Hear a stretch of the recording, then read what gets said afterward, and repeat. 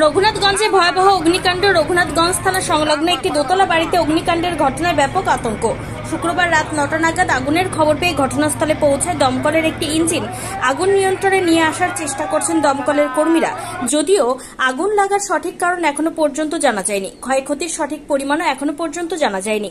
আগুন ঘিরে ব্যাপক শোরগোল সৃষ্টি হয়েছে।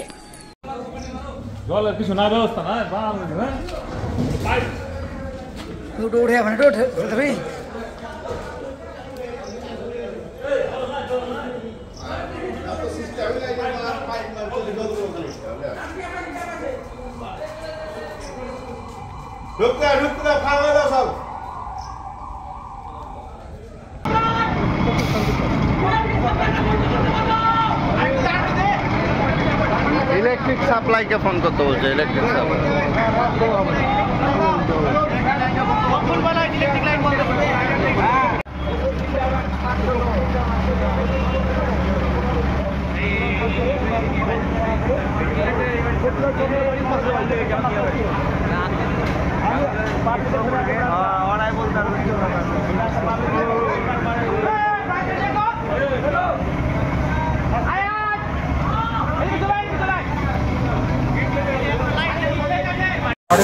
থানার পেছন সাইডটা নিয়ারেস্ট রঘুনাথগঞ্জ গিয়ে একটা চালকুটি বলে জায়গা আছে, সেখানে একটা G+2 স্টোরেজ পুরোনো বিল্ডিংয়ে ফায়ার হয়। সেখানে একজন যারা ছিলেন আর কি তাদেরকে রেস্কিউ করা হয়েছে এবং বর্তমানে ফায়ার আউট হয়ে গেছে। একটা গ্যাস সিলিন্ডার বাস্ট হয়, LPG গ্যাস সিলিন্ডার। ইনজুরির কোনো খবর নেই এখন পর্যন্ত এবং লোকাল পাবলিক তো আছে। দেখছি আমরা মোটামুটি ফায়ার আউট হয়ে গেছে, এখন আর কোনো রকম কোনো অসুবিধা নেই। দেখি কতগুলো ইঞ্জিন এসে আগুন নিয়ন্ত্রণ করে।